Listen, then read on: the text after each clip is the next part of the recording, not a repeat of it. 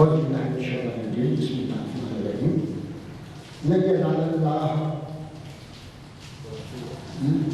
لن ينال الله ظهورها ولا دماؤها ولكن يناله التقوى منكم صدق الله العظيم. یہ آیت سورہ حج کی 37ویں آیت کا ابتدائی حصہ ہے. اس کے اندر اللہ تعالیٰ فرماتے ہیں کہ جو تم قربانیاں دیتے ہو تو اس قربانی کے جانور کا نہ گوشت اللہ تعالیٰ تک پہنچتا ہے نہ اس کا خون اللہ تعالیٰ تک پہنچتا ہے، لیکن جو پہنچنے والی چیز ہے وہ تمہارا تقویٰ ہے، تمہاری پرہیزگاری ہے، تمہارا اخلاص ہے، جس کی وجہ سے آپ قربانی دیتے ہیں. تو یہ اصل مفہوم ہے قربانی کا کہ ہماری نیت دیکھی جاتی ہے. الحمدللہ آپ سب حضرات کو یہ مبارکباد. آپ اس مرحلے سے تو گزر چکے ہیں، لیکن اب اس کے بعد یہ دیکھیں کہ اس میں قربانی کے جو حصے ہوتے ہیں 3 حصے کیے جاتے ہیں، سب واقف ہیں. لیکن یہ قرآن کی آیت کی بنوجب اور حدیث کے روشنی میں رسول اللہ صلی اللہ علیہ وسلم نے فرمایا کھاؤ، کھلاؤ اور صدقہ دو. یہ 3 باتوں کی وجہ سے ہمارے پاس حج کے 3 حصے ہوتے ہیں، کھانے کے، کھلانے کے اور صدقہ کے. اس کے اندر یہ ضروری نہیں کہ بالکل یہاں ہے تقسیم کی جائے، اللہ کے مطابق جو ہے 3 حصے کر لیں اور اس کو یہ کہہ دیا کہ نہیں، آپ جب تک چاہے اس کو رکھ سکتے ہیں. اس کی تصحیح آپ نے فرما دی. اب پھر اس کے بعد ایک عام طور پر جو ہے ابتدا زمانے میں پورے خاندان کی طرف سے، پورے گھر والوں کی طرف سے ایک قربانی دی جاتی تھی، جس کے اوپر صحابہ کرام بھی عمل کیا کرتے تھے. لیکن وقت کے ساتھ ساتھ اب یہاں پہ صاحب استطاعت حضرات کی جو ہے زیادتی ہوئی. ایک ہی خاندان کے بہت سارے لوگ استطاعت رکھنے والے ہو گئے ہیں، جس کی وجہ سے ہر ایک آدمی کی طرف سے بھی قربانی دی جائے تو بہت بہتر ہے.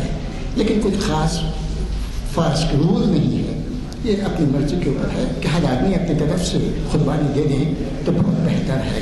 چلیے چند معلومات تھی آپ سے میں خدمت کو پیش کرنا چاہتا تھا.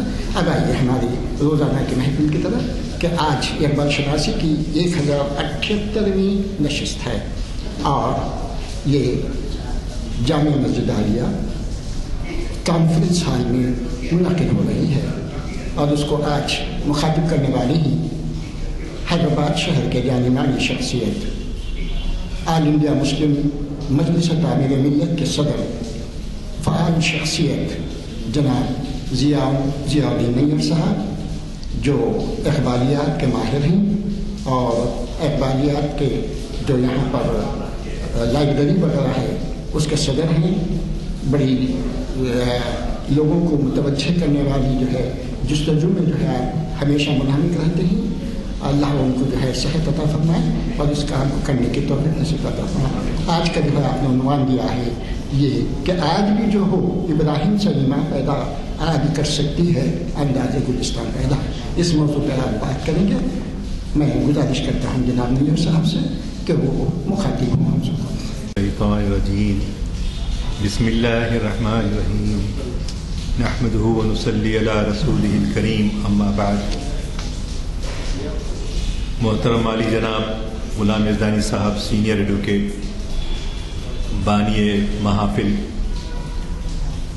محترم جناب شمس الدین صاحب جو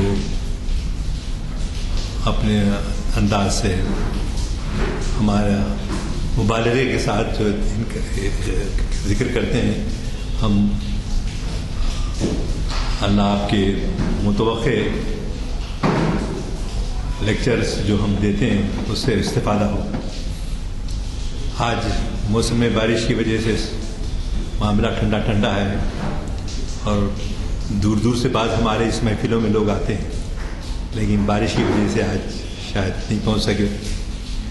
مجھے یہ دیکھتے ہوئے وہ یاد آ رہا تھا کہ نارائن گڑے میں بعض وقت جو ہے غلام ذکر رشید صاحب لیکچر دیتے تھے اور اس میں اسد اللہ سعید صاحب IAS آفیسر، وہ اور ان کے ساتھ جو ہے ظہیر الدین احمد صاحب مرحوم، جو اقبال اکیڈمی کے بعد میں صدر رہے. تو اس طرح سے 3 یا 4 آدمی ہوتے تھے، اور وہ لوگ یہ نہیں دیکھتے تھے کہ کتنے لوگ ہیں، سامعین کتنے ہیں، کیا ہے. لوگ تھوڑے ہوں یا زیادہ، لیکن اپنا کام، اپنا مشن جو ہے وہ لوگ جاری رکھتے تھے. اور ہمارے لیے ایک اس میں رہنمائی ہے کہ یہ نہیں دیکھا جاتا کہ تعداد کتنی ہے، کیا ہے. یہ مصر الدین ثانی صاحب بھی میرے جانے کے بعد انہوں نے شاید آیا. مصر الدین ثانی صاحب آپ لوگوں میں سے بعض لوگ ان کے والد کو بھی جانتے ہوں گے. ملتانی صاحب، معیز الدین ملتانی صاحب مولانا، اور ایک مرتبہ ان کو جلسہ رحمت اللہ عالمین صلی اللہ علیہ وسلم میں جو پرانی حویلی میں منعقد ہوا تھا، اس میں ہمارے مصر الدین سعدی صاحب کے والد کو ہم کو سننے کا موقع ملا. وہ اچھے مفسر بھی تھے، ادیب بھی تھے، شاعر بھی تھے، اور معظم جہر کے استاد بھی تھے. وہاں بھی وہ ہر رنگ میں ان کی جو خوبیاں، اور بعد میں آپ نے یہ یاد دلایا، ہمارے مصر الدین سعدی صاحب کی تحریک پر یہ کام یہاں شروع ہوا، اور ان کا اچانک انتقال ہو گیا. جب وہ ایک شادی میں اپنی نواسی کی یا کسی کی شادی میں شریک تھے، سینے میں تکلیف محسوس کی. لوگ بچوں سے کہا کہ مجھے گھر چھوڑ دو، تو وہ رہتے تھے جانکی پرساد جو وہ ہے اس میں. تو وہ گھر گئے، جا کے اٹیک آ گیا، شاید وہیں انتقال کر گیا. ابھی دوسرے شادی کی میں شرکا لوگ گھر کو بعد میں پہنچ رہے ہیں، مگر یہ ان کی روح پرواز ہو چکی. اور جس کا اکثر حوالہ جناب غلام مرزا علی صاحب دیتے. ہماری وہ محفلیں جو جدے میں ہوتی تھیں، اس میں مصر الدین سعدی صاحب اور جو ہے ایوب علی خان صاحب اور ایک ماہر معاشیات، ایک ماہر معاشیات تھے، ان کا بھی انتقال ہو گیا. اور ہمارے پاس ان محفلوں میں بڑے سفیر جو یہاں سے ہندوستان سے بھیجے گئے تھے، وہ لوگ بھی شریک ہوئے. اور بڑے بڑے اکابر، صلاح الدین اویسی صاحب، اور بہت جو بھی عمرے پہ آتے، حج پہ آتے، ایوب علی خان کا کام یہ تھا کہ ان کو لے کر ہمارے گھر پہ آ جاتا. اور رات میں محفلیں جو جمتی تھیں، کہ اس زمانے میں عراق کی جو جنگ ہوئی تھی اس کا بھی ذکر، اور ایک ایسا مرکز تھا جدہ کہ باہر سے لوگ جو ہے اس میں ان کو لانا آسان تھا. جیسا کہ ہم یہاں کوئی تقریب کرنا چاہ رہے ہیں تو بہت پاپڑ بیلنے پڑتے ہیں، دعوتیں دینا، ان کا اتفاق کرنا، اور یہاں کے دائی حضرات کنٹریبیوٹ کرنے کے لیے تیار ہونا، بہت ساری چیزیں ہوتی ہیں. لیکن وہاں ہم کو بڑا آسانی سے وہ موقع ملتا تھا جس میں بڑے بڑے اکابر، علماء، لیڈرز، اور نہ صرف ہندوستان سے بلکہ امریکہ سے، پاکستان سے، برطانیہ سے، جس میں ضیاء الدین شکیف صاحب بھی ادھر سے آئے تھے. یہاں بعد میں جب وہ یہاں تو بعد میں آنے لگے تھے، لیکن پہلے ہی جو ہے ضیاء الدین شکیف صاحب، آپ سب لوگ ان سے واقف ہیں، ان کا بھی انتقال ہو گیا. اور ہم بڑے محسوس کرتے ہیں ان کی کمی کو. اور اسی طرح طارق غازی صاحب بھی ایڈیٹر سعودی گزٹ اور عرب نیوز کے ایڈیٹر تھے، اور ماشاء اللہ ان کا علم بھی بہت گہرا. وہ ان کے نانا مولانا طیب قاسمی رحمۃ اللہ علیہ ان کے نانا تھے. تو ایسی شخصیتیں آئیں. اس میں آپ بھی جب بھی جدہ کا سفر ہوتا، وقت نکال کے ایسا کر کے ہمارے پاس ان محفلوں میں شریک ہوتے. بشیر الدین بابو خان، بہرحال نام بے حساب ہیں. لوگ کہتے ہیں، اور مجھے کرنا بھی چاہیے، کہ وہ ایک پورا ایک کتاب لکھیں وہاں کے جو سامعین آئے ان کے بارے میں، علامہ اقبال کے بارے میں. ہماری جو محفلیں ہوتی تھیں وہ محفوظ ہیں، اس کو ترتیب دینا ہے، چھاپنا ہے، پبلش کرنا ہے. انشاءاللہ وہ کام بھی عنقریب انشاءاللہ تعالی شروع کریں گے. تو ہم آپ دیکھ رہے ہیں کہ بھئی بارش ہوگی شاید لوگ نہیں آئیں گے، لیکن آئے، ان کو لگاؤ ہے، دور سے بھی آتے ہیں، شریک ہوتے ہیں. اللہ تعالیٰ ہمارے آنے والی نسلوں کو بھی وہ شوق، وہ ذوق ان میں بھی پیدا ہو، یہ ہماری تمنا ہے. برادران عزیز، آج کا جو عنوان ہے، آج بھی ہو جو ابراہیم سا ایماں پیدا، آگ کر سکتی ہے انداز گلستاں پیدا. یہ اس کا تعلق جو ہے ایمان سے ہے. اصل میں ایمان جس کا جتنا قوی ہوگا، اور بہت آسان شعر ہے لیکن اقبال کے پاس اس مضمون کے کئی شعر ملتے ہیں. قلب میں سوز نہیں، روح میں احساس نہیں، کچھ بھی تمہیں پیغام محمد کا پاس نہیں. تو اس طرح کے بہت عنوان ملتے ہیں. ایک اس میں فارسی کا بھی ہے، چوں بنا میں مصطفیٰ خانم درو. چوں بنا میں مصطفیٰ، کہ میں جب حضور اکرم صلی اللہ علیہ وسلم کا جب نام آتا ہے تو میں از خجالت آپ می گردت وجود، شرمندگی سے پورا جسم جو ہے پانی پانی، پسینہ پسینہ ہو جاتا ہے. اور عشق میں گویت کہ اے محکوم غیر، اور عشق جو رسول سے ہے ہم کو صلی اللہ علیہ وسلم، عشق میں گویت کہ اے محکوم غیر. عشق کہتا ہے جو تیرا سینہ جس سے بھرا ہوا ہے، کہ تیرا سینہ جو ہے بتوں کا ایک بت خانہ ہے. اور وہ بت خانہ کیا ہے؟ یعنی ہماری اللہ سے، اللہ کے رسول سے محبت کے بجائے ہماری دنیا کی محبت، دنیا کی چیزوں کی محبت. جی جیسا سورہ توبہ میں آتا ہے کہ یہ آپ کا دل جو ہے دنیا کی محبت میں گرفتار رہتا ہے. آپ سے مطلب ہے کہ ہم سب لوگ اس میں شامل ہیں کہ دنیاوی محبت، دنیا کی محبت کیا کیا ہوتی ہے؟ اچھے آل اولاد کی، اچھی بہترین بلڈنگوں کی، بہترین کارز کی. آج کل بچوں میں تمدن کیا ہے؟ ایک سال کو گاڑی بدلنا، گاڑیوں سے دنیا کی اس محبت. تو ایسے، اور تجارت ہے تو تجارت سے محبت. تو یہ آپ کے سورہ برات میں 10ویں پارے میں یہ ہے اس کا. تو لیکن اگر تجھے واقعی محمد رسول اللہ سے محبت ہے تو انتظار کر، تیرا امتحان لیا جانے والا ہے، تیرا امتحان لیا جانے والا ہے. لہذا تو جو ہے اس دنیا کی محبت میں ملوث نہ ہو جا.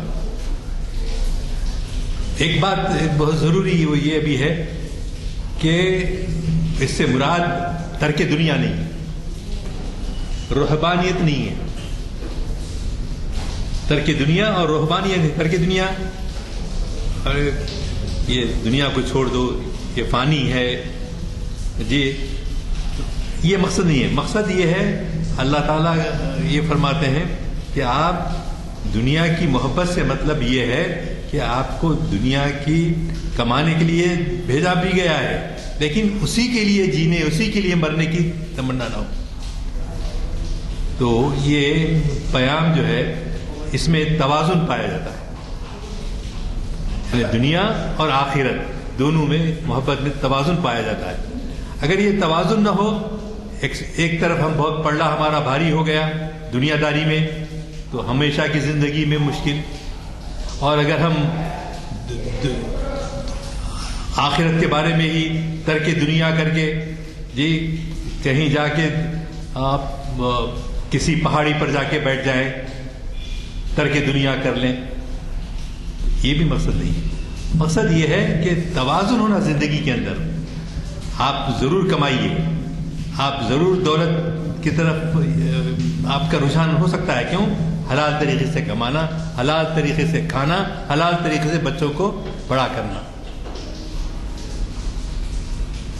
تو یہ توازن جو ہے ہم جب سے کھوئے ہیں، یہ ہمارا نتیجہ یہ حشر یہ ہوا ہے.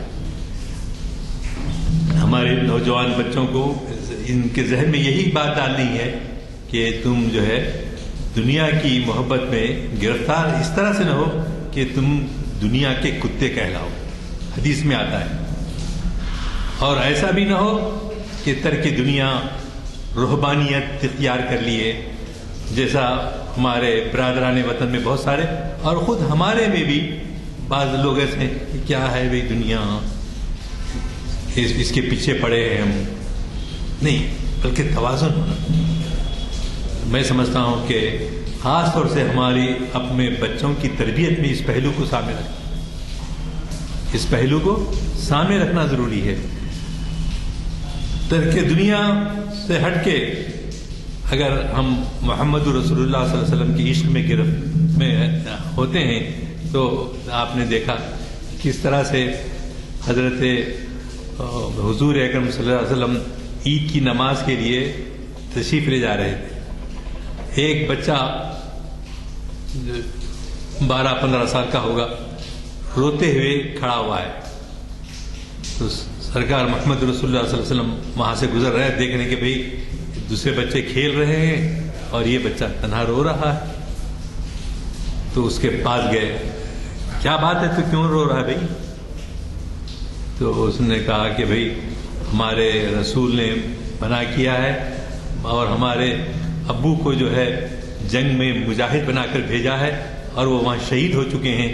اب میرے باپ نہیں ہے تو میری سے محبت کرنے والے کون ہیں؟ میرے باپ ہیں اور میں یتیم لڑکا ہونے سے میرے کو کوئی پوچھتا نہیں ہے، نہ میں نئے کپڑے بنایا ہوں اور نہ میں. تو ایسے عظیم انسان کے سامنے جب اس بچے نے یہ بات رکھی تو وہ بچے کو لے گئے. بی بی عائشہ صدیقہ رضی اللہ تعالیٰ عنہا سے کہا کہ اس بچے کو جو ہے غسل دلا کے نئے کپڑے پہنا کے جی تم جو ہے دوسرے بچوں کے ساتھ کھیلنے کے لیے اس کو بھیج دو. تو اس عظیم انسان نے کس طرح سے اس مسئلے کو حل کیا، اس مسئلے کو حل کیا. اور ہمارا کیا حال ہے؟ ہم جو ہے عیش و عشرت میں ہی اپنے آپ کو گرفتار پاتے ہیں، یا اگر ہمارے پاس بچہ کوئی نوکر ہے تو اس کے ساتھ بیہیویئر ٹریٹمنٹ ہمارا کیسے ہوتا ہے. تو اس میں توازن رہنے کی ضرورت ہے.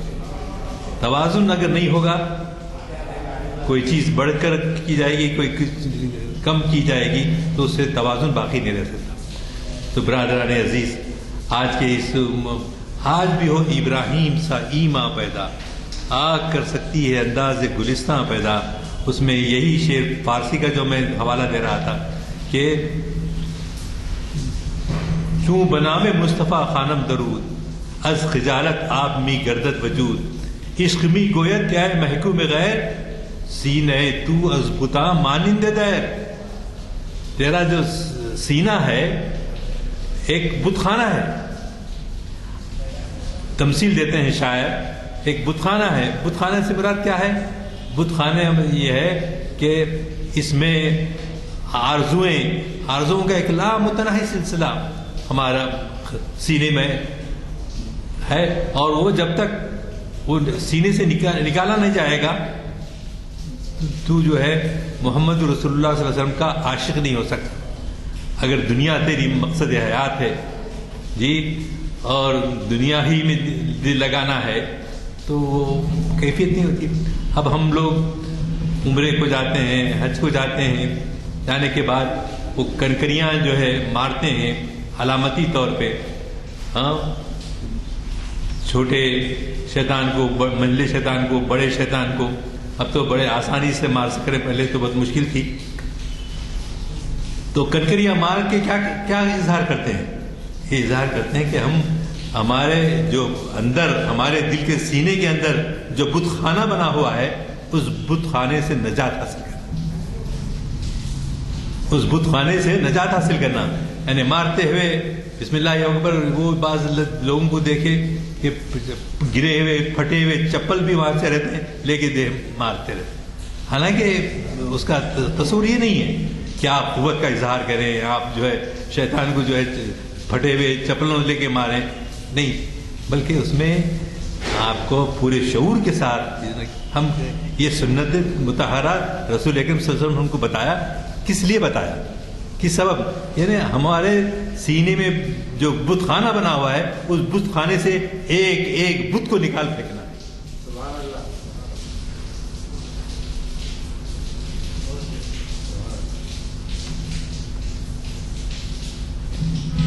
حضرت ابراہیم علیہ الصلوۃ والسلام جب گئے, دیکھا کہ سب سے پہلے اپنے گھر میں ان کے والد حضرت آزر بت بناتے ہیں, بت معمار ہیں وہ, جیسا ہمارے پاس بھی بعض مسلمان گنپتی بنانے میں کوئی پیچھے نہیں ہٹتے. ارے کمارا کر رہا, ہمارے کو کیا کرنا ہے, اس کی ہے, ہماری تو تمنا نہیں ہے.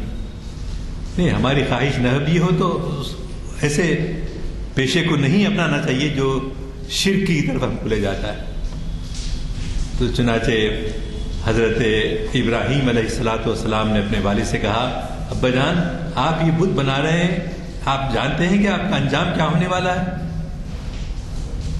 تو باپ نے کہا, میاں تجھے ابھی کیا معلوم, میں تو جو ہے اسی پیشے سے میرے کو آمد نہیں ہو رہی ہے, میں وہی کروں. تو حضرت ابراہیم علیہ الصلوۃ والسلام ان کو جو ہے باپ سے لڑ کر جھگڑ کر نہیں, بلکہ ان کے لیے دعائے خیر کرتے ہوئے گھر سے نکل جاتے ہیں. اور والد بھی ان کے جو ہے شہر میں, جیسے اپنے پاس ایگزیبیشن ہوتی نا یا جاترا ہوتی گاؤں میں, ان جاتراؤں میں جو لوگ بچوں کو لے کے جاتے ہیں, ایگزیبیشن میں لے کے جاتے ہیں, تو اس طرح سے پورا شہر, اس وقت کی آبادی تقریباً 5000 تھی, وہاں پر جو ہے اپنے بچوں کو اور بیٹے کو لے کے جو ہے جانا چاہتے. کچھ آدھا راستہ طے ہوا, اللہ کی طرف سے ہدایت ہوئی حضرت ابراہیم علیہ السلام کو, یا القاء ہوا کہ آپ نے کہا میرے پیٹ میں تکلیف ہے, ابا جان میں آپ کے ساتھ نہیں جا سکتا, آپ جائیے. یہ دوسرا عملی جہاد. پہلا جہاد انکار کر دیے اور ابا کو دعوت دے دی. اب تیسرا ریکارڈ کیا ہے کہ عملی طور پہ میں انکار کرتا ہوں, اس بت کی پوجا کرنا نہیں چاہتا. چنانچہ اچھا تم آرام کرو, میں جا کے میلے میں جا کر آتا ہوں. گئے, واپس آئے, آنے کے بعد وہ سب سے بڑا بت تھا, وہاں پر بڑے بڑے بت تھے, اسی میں چھوٹے چھوٹے بھی تھے, اور چھوٹے چھوٹے جیسا ہمارے پاس ہم تاریخ میں پڑھتے ہیں 360 بت جو ہے کعبے میں تھے, اور جس کو حضور اکرم صلی اللہ علیہ وسلم نے چھڑی کے سہارے ایک ایک کو جو ہے گرا دیا تھا یوم فتح مکہ کا وقت.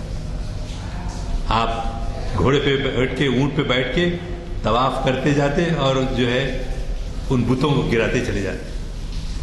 تو خیر, تو حضرت ابراہیم نے یہ پلان سوچا کہ ہم جا کے اس بت خانے میں بتوں کو گرائیں گے. چنانچہ آپ نے مسمار کیا چھوٹے بتوں کو, اور بڑے بت کے گلے گردن پہ ایک کلہاڑی جو ہم کہتے ہیں وہ ڈال دی, تاکہ یہ ثبوت کے طور پر پیش کیا جائے کہ تمہارا یہ لکڑی کاٹنے کا جو آلہ ہے وہ کسی کو بچا نہیں سکا. تو چنانچہ حضرت ابراہیم علیہ السلام کے پاس لوگوں نے کہا, ہو نہ ہو یہ کام ابراہیم کا ہے. تو نمرود وقت کا, اور نمرود جو تھا, نمرود کے سامنے کہا گیا کہ یہ ابراہیم ہے لڑکا, اور اس نے جو ہے یہ بت گرایا ہے. تو پوچھا کہ تمہارا دین الگ ہے, ہمارا دین الگ ہے. ہاں, آپ کا دین شرک کی طرف ہے, ہمارا دین وحدانیت کی طرف ہے. تو اس نے اس جرأت آمیز بیان پر جو ہے کیا کیا, اس نے جو ہے فیصلہ دیا کہ اس لڑکے کو آگ میں ڈال دیا جائے. آگ میں ڈالنے کی پلان ہوئی, اور یہ ثابت قدم رہے کون, حضرت ابراہیم علیہ الصلوۃ والسلام. اور جب حضرت ابراہیم علیہ السلام نے کہا کہ اب جو ہے تمہیں کون بچانے والا ہے، میں ایک کو قتل کر دیتا ہوں، ایک کو زندہ چھوڑتا ہوں، میرے کو کوئی روکنے والا نہیں ہے۔ چنانچہ اس نے ایک بندے کو قتل کر دیا جس کو نمرود نے بتایا تھا، اور ایک دوسرے کو جو ہے چھوڑ دیا۔ نمرود نے کہا کہ دیکھو کس طرح سے میں کسی کو ختم کر سکتا ہوں، کسی کو زندہ چھوڑ سکتا ہوں۔ تو حضرت ابراہیم علیہ السلام نے کیا کہا، اچھا تم کو اتنا اختیار ہے تو سورج جو ہے غرب سے، ویسٹ سے، مغرب سے نکال کر بتاؤ، اور غروب جو ہوتا ہے وہ شرق کی طرف الٹے بتاؤ۔ تو کیا تمہیں ایمان نہیں ہے اس پر؟ نہیں، میری اطمینان ہے، لیکن اللہ سے کہتے ہیں کہ تطمئن قلبی، میں اپنے سینے کو جو ہے مطمئن کرنا چاہتا ہوں۔ تو چنانچہ وہ جب حضرت ابراہیم علیہ السلام کو اس میں آگ کا الاؤ تیار کیا گیا اور آگ میں ڈالنے کی جو ہے پلان ہوئی، تو اس کے بعد وہ علامہ اقبال کے وہ اشعار آتے ہیں، یقین مثل خلیل آتش نشینی، یقین یعنی ایمان، ایقان، ثابت قدمی، کوئی ہچکچاہٹ، کوئی خوف، کوئی ڈر نہیں۔ یقین مثل خلیل آتش نشینی، یقین اللہ مستی خود گزینی، سن اے تہذیب حاضر کے گرفتار۔ آج کے اقبال پیام کس کو دے رہے ہیں؟ وہ حضرت ابراہیم کا پیام آج کی نسل کو دے رہے ہیں۔ یقین مثل خلیل آتش نشینی، یقین اللہ مستی خود گزینی، سن اے تہذیب حاضر کے گرفتار، غلامی سے بدتر ہے بے یقینی۔ غلامی برا فعل ہے، اس سے بھی زیادہ غلامی سے بدتر ہے بے یقینی۔ خدا ہے نہیں ہے، خدا ہے یا نہیں ہے، یقین نہیں۔ تو یہ ایمان ڈلم ایمان نہیں رہا۔ اللہ کی مدد آتی ہے، اور چنانچہ اللہ کی مدد آئی، اور حضرت ابراہیم علیہ السلام کو یہ کہتے ہوئے، یا نارو کونی بردم و سلامن علی ابراہیم، کہ تو ٹھنڈی ہو جا ابراہیم پر۔ تو اللہ کے حکم سے وہ بات جو ہے کامیابی سے ہم کنار ہوئے، اور آپ بچ گئے، بچا لیے گئے۔ اور کیسے کیسے امتحان دیے۔ بعد میں حضرت اسماعیل علیہ السلام کو زندہ ذبح کرنے کی حکم ہوا، تو آپ اندازہ لگے اس عمر میں جو اللہ نے اولاد دی تھی ان کو، اس عمر میں جو جب 80 برس کے 90 برس کے تھے، تو ان بیٹے کو خواب میں ذبح کرنے کا حکم دیا گیا۔ تو حضرت ابراہیم نے اسماعیل سے کہا کہ بھئی ایسا میں خواب دیکھ رہا ہوں، اور تمہاری کیا رائے ہے؟ تو وہ بچہ بھی آپ دیکھیے کہ انہوں نے کہا ابا جان اب اللہ کا حکم ہے تو میں تیار ہوں، اور اگر آپ کے آنکھوں کو وہ نقشہ دیکھ نہیں سکتے آپ، تو میں پیشانی کے بل سو جانے کے لیے تیار ہوں، اور آپ مجھے ذبح کر دیجیے۔ کیسا باپ، کیسا بیٹا، کیسی تربیت۔ تو حضرت ابراہیم علیہ السلام کے جس طرح سے انہوں نے سفر کیا، چھوڑ کے جو ہے دمشق آئے، دمشق سے پھر جو ہے اپنی بیوی کو اور بچے کو وہاں چھوڑ کر اللہ کے حکم سے چلے گئے بے آب و گیاہ ریگستان، جہاں جب چھوڑ کے جانے لگے تو بی بی ہاجرہ نے کہا کیا آپ ہم کو کس کے حوالے کر رہے ہیں؟ یہاں تو کوئی رہتا بھی نہیں ہے، نہ کوئی آبادی ہے، نہ کچھ نہ کیا۔ تو اللہ کے حکم سے ہے، جب اللہ کا حکم ہے تو پھر کوئی بات نہیں، تم چلے جاؤ۔ اللہ اکبر۔ والد، ماں، بیٹا، تینوں بھی جو ہے ایک دو نہیں، 1 2 3 ذمہ دار خاندان کے جو ہوتے ہیں وہ سب ان کا یقین کیسے تھا، وہ جو ہے ہم کو اپنی زندگی میں دیکھنا ہے۔ آپ بعض بچے یہ کہہ سکتے ہیں کہ بھئی یہ سب قصے کہانیاں ہیں، شاید قصے کہانیاں نہیں ہیں. آپ دیکھیے زندگی میں ایسے کئی واقعات آ رہے ہیں کہ ہم کو اپنی ثابت قدمی، ایمان پر ٹھہرنے اور ایمان کے مطابق، اسلام کے مطابق اللہ جو ہے ہمارے کو رکھے. اس طرف ہم لوگوں کو توجہ دینا چاہیے کہ یہ 70 سالہ 80 سالہ جو بھی عمر ہے اللہ نے ہم کو دی ہے، اس میں ہم کو پوری ایثار و قربانی بہت زیادہ، جیسا ہمارے محترم نے فرمایا، جب تک ان صلاتی و نسکی و محیایا و مماتی للہ رب العالمین، ان صلاتی، بے شک میری نمازیں، بے شک میری یہ روز کا 5 وقت کا ڈرل ہے بول کے نہیں سمجھنا ہے، بلکہ نماز ہے تو اس کا ایک مقصد ہے. نماز ایسی ہی بے مقصد نہیں رکھی گئی. قرآن مجید میں کتنی جگہوں پر آیا ہے کہ نماز کی کیا اہمیت ہے. اسی طرح روزے کے بارے میں آیا کہ تم روزے رکھو جس طرح سے پہلے کی انبیاء کی امتیں رکھا کرتی تھیں، تاکہ تم میں تقویٰ پیدا ہو،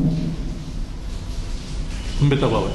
تیسری چیز ان صلاتی، بے شک میری نماز، و نسکی، اور میری قربانیاں، یہ سب جو ہے کس کے لیے ہیں؟ اللہ کے لیے. یقین مثل خلیل آتش نشینی، یقین اللہ مستی خود گزینی، سن اے تہذیب حاضر کے گرفتار، غلامی سے بدتر ہے بے یقین. ان صلاتی و نسکی و محیایا و مماتی للہ رب العالمین. یہ ہم جو ہے قربانی کرتے وقت یہ دعا پڑھتے ہیں جی، اور اس میں بغیر شعور کے کہ کیا ہم کہہ رہے ہیں، ہم جو قربانی دے رہے ہیں تو اس کا اجر اللہ دینے والا ہے. اور ایسی نمائش کے طور پہ نہیں ہے. اللہ کو وہ سنت اتنی پسند آئی کہ بی بی ہاجرہ حضرت اسماعیل علیہ السلام کو زمزم کے پاس لٹا کر پانی کی تلاش میں، بچہ بے چین ہے، تو جو ہے آپ صفا و مروہ کی پہاڑیوں میں اللہ کو اتنی ادا پسند آئی کہ آج اتنے برس ہونے کے باوجود ہم جو ہے عمرہ کرنے میں، حج کرنے میں، سعی کرنے میں کیسا اپنے بیٹے کو، وہاں پر ڈاؤن تھا علاقہ، وہ جو ہے کعبے کے سامنے جو تھا نیچے تھا، تو بیٹا رو رہا ہے، کیسا دیکھ رہے، ماں جو ہے بے چین ہو کے. جب آپ نیچے آتے ہیں، گرین چینل جو ہے، گرین چینلز کیوں بتائے گئے؟ گرین چینلز اس لیے بتائے گئے کہ اتنے حصے میں بی بی عائشہ، بی بی ہاجرہ اپنے بچے کو دیکھنے کے لیے بے چین بے قرار ہو کر جو ہے اللہ کو وعدہ پسند آئی، اللہ کو وعدہ پسند آئی. اور ہم جو ہے 7 مرتبہ وہ چکر لگاتے ہیں، تو یوں ہی لگاتے نہیں ہیں، اس کے با مقصد ہے، کچھ مقصد ہے. تو ایک وقت وہ بھی آپ نے پڑھا ہوگا کہ حضرت ابراہیم علیہ السلام چھوڑ کے چلے گئے، کچھ دنوں کے بعد واپس آ کے حضرت اپنے بیٹے اسماعیل کو دیکھنا چاہا، اپنے بیٹے کو دیکھے، لیکن گھر پہ بیٹا نہیں تھا، گھر پہ بیٹا نہیں تھا. تو جو بیوی اس وقت ان کے زمانے میں تھی، ان سے پوچھا سسر نے اپنی بہو سے کہ کیسی گزر رہی ہے تمہاری معاش، تمہاری تفکر وغیرہ. تو عورتوں میں جیسا ہوتا، نہیں ہم کو یہ مشکلات ہیں، یہ پریشانیاں ہیں، اور یہ ہوتا ہے وہ ہوتا ہے. اچھا تو اس کا علاج یہ بتا دو تمہارے شوہر سے آنے کے بعد کہ گھر کی ڈیلیز بدل دیں، اشارتاً گھر کی ڈیلیز تم کو بدلو بول کے نہیں بولے، گھر کی ڈیلیز بدل دو. اور چند دنوں کے بعد پھر آئے تو وہ شکر گزاری، اطاعت شعاری، اور ایمان کے ساتھ رہ رہے، وہ بہو وہ پیام دی. تو کہا کہ اس ڈیلیز کو قائم رکھو. تو یہ بزرگان دین اور انبیاء کرام وغیرہ کے جو واقعات ہیں، اس کو پڑھنے کی بھی ضرورت ہے، یاد کرنے کی بھی ضرورت ہے، گھر میں سنانے کی بھی ضرورت ہے جی. اور انشاءاللہ ہم سب لوگوں کو ایمان کے ساتھ موت ہو، ایمان کے ساتھ خاتمہ ہو، ایمان کے ساتھ ہی جو ہے ہم اپنے بچوں کو اور اپنے اہل و عیال کو ان کی تربیت کریں. یہ ہماری ذمہ داریاں ہیں. آج کے اس شعر میں آج بھی ہو جو ابراہیم سا ایماں پیدا، آج بھی ہو. ایسا نہیں کہ اس وقت ہو گیا خالی قربانی کی کھالیں ہم جمع کر رہے، نہیں. آج بھی ہو جو ابراہیم کا ایماں پیدا، آ کر سکتی ہے انداز گلستان پیدا. وآخر دعوانا ان الحمد للہ رب العالمین. جو عالمانہ خطاب آپ نے سنا بالکل برمحل برموقع. مجھے اچھی طرح سے یاد ہے کہ مجھے بعض وقت جو موقع ملتا تھا عمرے کا اور میں جدہ جاتا تھا تو وہاں پر بھی ضیاء الدین نیر صاحب کے مکان پر محافل ہوا کرتی تھی، اور اس قدر پرجوش اور اعلیٰ تقاریر کے محفل ہوتی تھی کہ بڑی خوشی ہوتی تھی کہ جدہ میں لوگ جو ہے اس قدر اقبال کی اقبالیات میں یاد کرتے ہیں اور شرعی انفارمیشن کو. ہمارے سعدی صاحب، پورا نام بھول گیا میں، مصلح الدین سعدی صاحب جو ہے روح رواں تھے، اور آپ میں بہت سے لوگ نہیں آئے ہوں گے اس زمانے میں. مصلح الدین سعدی صاحب یہاں پر بھی انہوں نے خطاب کیا ہے. ہمارے محافل کے جو فہرستیں ہیں اگر آپ دیکھیں گے تو آپ کو اس سے اندازہ ہوگا کہ انہوں نے کافی محافل ہمارے مخاطب کیے ہیں. حضرات، ہمیشہ کی طرح ہم چاہتے تھے کہ آپ کے ہاتھ میں بلیٹن جائے، لیکن اعلامیہ نہیں چھپ کے عائشہ کل دینے کا وعدہ کیا. ہم بول رہے ہیں اعلامیہ کل تقسیم ہوں گے. البتہ صرف میں اس کے بارے میں بتا دوں آپ کو کہ جمعہ کا آواز جو ہے وہ حافظ محمد فائز الدین صاحب کا ہوگا جمعہ 15 جولائی، اور 16 جولائی کو حصول ملازمت کی کوشش ہے، اہم ذمہ داری. یہ بھی آپ واقف ہے مفتی صاحب سے. مفتی محمد عرفان قاسمی صاحب تاریخ اسلام کی 962ویں نشست کو مخاطب کریں گے، اور احوال قیامت شریعت کی روشنی میں. اندازہ لگائیے کہ کتنا اہم عنوان ہے. ڈاکٹر محمد وطین الدین قادری پیر کے دن بعد اثر 18 جولائی کو مخاطب کریں گے، اور پھر درس تجوید و قرآن پاک حافظ محمد تنویر عالم امام جامع مسجد درس تجوید قرآن پاک 648ویں نشست یہ مخاطب فرمائیں گے 19 جولائی. چہارشنبے کے دن پھر اب آپ آج بھی جس طرح سے ہمارے فاضل مخرج صاحب کو سماعت فرمائیں. ابراہیمی نظر پیدا مگر مشکل سے ہوتی ہے. ڈاکٹر لقاء الحق جو آپ جانتے ہیں محفل اقبال شناسی کی 1079ویں نشست کو مخاطب کریں گے. مجھے قوی توقع ہے کہ آپ شرکت فرمائیں گے. البتہ ایک گزارش ہے، ہمیشہ سے میں کہتا آیا ہوں آپ کہ ہمیں نوجوانوں کی شرکت نہیں ہونے سے بڑی شکایت ہے. اب اندازہ لگائیے اسکولوں کو چھٹیاں ہو گئی، دن میں گھر میں رہتے ہیں، کیا مشکل ہے اگر، اور وہ بھی بارش بھی ہے، دن میں نکلنا بھی نہیں ہوتا ان کا کہیں جانے آنے. کم از کم محافل کی طرف نوجوانوں کو لانے کی کوشش کیجیے. میں ہمیشہ سے کہتا آیا ہوں. اب بتائیے اس میں کوئی 25 سال سے کم کے ہیں کیا؟ میں نہیں سمجھتا 25 سال سے کم کوئی شے. تو ہم کو تو نوجوانوں کی طرف توجہ دینے کی ضرورت ہے. یہ فاضل مقررین کی بین الاقوامی طور پہ قدر ہے، اور ہمارے پاس جو ہے، میرے بدقسمتی سے اگر کہوں تو برا نہ مانیے کہ ہمارے ناقد ہوئی. اندازہ لگائیے کہ یہ لوگ کہاں کہاں جا کے مخاطب کرتے ہیں، کہاں کہاں سے ان کو بلا پہ آتے ہیں. ہمارے جو مقررین ہیں وہ بیرونی ممالک سے ان کو بلایا جاتا ہے. اب جب کبھی خود کے خرچے سے جاتے ہوں گے، کبھی وہاں کے لوگ خرچ برداشت کرتے ہوں گے، لیکن وہ معیار کو قائم رکھتے ہیں. اور ہم ہے کہ ہماری ناقدری کا یہ حال ہے کہ کئی کرسیاں اس وقت خالی پڑی. کیا ہے تو بارش کا بہانا. اب اندازہ لگائیے ایسی کون سی بارش ہے، رم جھم ہوئی ہوگی، یا خود سے نہیں موقع کے اوپر تو رم جھم بھی نہیں ہے. ذرا کوشش کیجیے آپ لوگ بھی تعاون کرنے کی، نوجوانوں کو لائیے ساتھ، ان کو بتائیے ہمارے محافل کیسے ہوتے ہیں، ہماری تہذیب، ہمارا کلچر کیا ہے، ہم ایک دوسرے سے کیسے مل جل کر بیٹھتے ہیں، ایک دوسرے سے تبادلہ خیال کرتے ہیں، معلومات کی بارش ہوتی ہے. تو یہ جب تک آپ ہم کوشش نہیں کریں گے، ضرور آپ شرکت کر رہے ہیں، میں بہت خوش ہوں، لیکن میری خواہش یہ رہے گی کہ آپ ایک نوجوان کو کم از کم لانے کی ذمہ داری لیں اور ان کو لائیں. اب بتائیے کالجز کو چھٹیاں، اسکول کو چھٹیاں، اور پھر دن میں کیا کرتے ہیں؟ کوئی ایسا کوئی کھیل تو نہیں ہے کہ بارش کے اندر بھی لوگ کھیلتے ہوں گے، کچھ بھی. اور آپ جا کے دیکھیے بعض یہ بارش سے متاثر ہی نہیں ہوتے بعض کے پروگرام، بارش ہو کچھ ہو لیکن وہ پروگرام چلتے ہیں. ہمارا پروگرام کیوں متاثر ہونا چاہیے؟ لہذا جب تک آپ کوشش نہیں کریں گے، آپ کو اس کا بہت بڑا ثواب ہے، تبلیغ ہے وہ بھی ایک قسم کی، اگر آپ ساتھ لاتے ہیں. بہرحال میں مشکور ہوں، اور ہمارے اعلامیہ چھپ کر نہیں آ سکے، یہ کل صبح آئیں گے، جب چاہیں آپ یہاں سے اعلامیہ لے سکتے ہیں.